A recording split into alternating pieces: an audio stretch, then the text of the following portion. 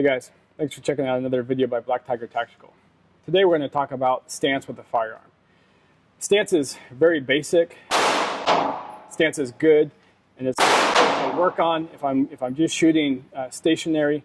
But a lot of times we end up in a dynamic environment. If I can master the fundamentals of shooting stationary, though, I can apply those fundamentals to the real-world environment where I'm moving and shooting and engaging suspects or targets from behind cover.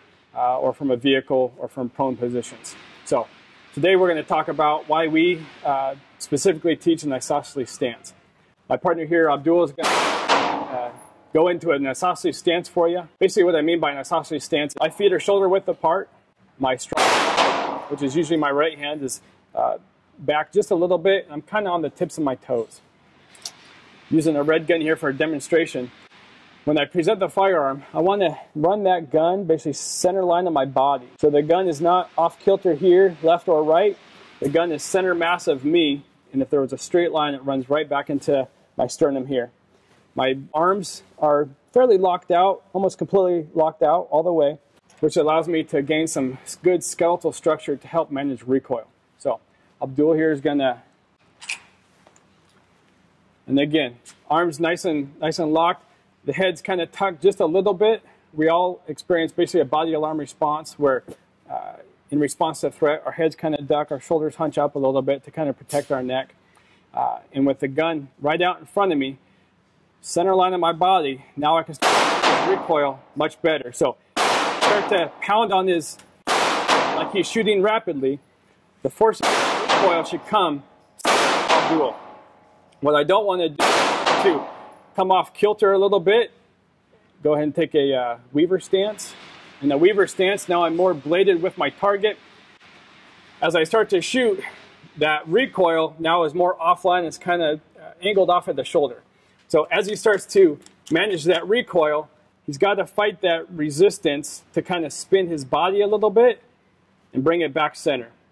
If I go modified weaver, which is the arms bent even more, now I'm using a lot of muscular tension, and I'm trying to determine, am I pulling back 60% and pushing 40, or pushing 60, pulling 40?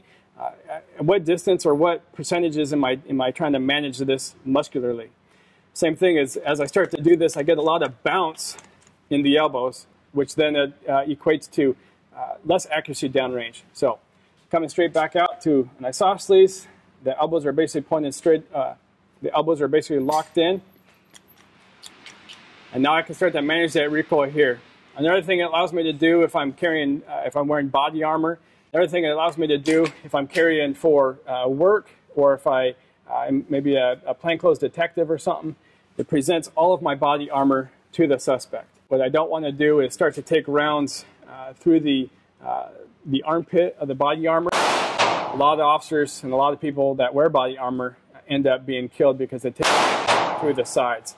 So the more I can square up with my target, the better. If I shoot from behind cover, I don't have to change up my body.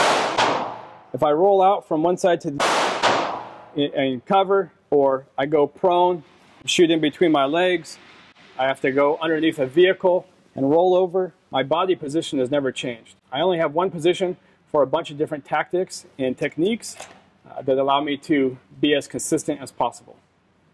So Abdul's got a live firearm now. He's just going to draw, present, and manage all that recoil as best as possible by having that side come center line of his body. It allows him not to have to fight to get back to center.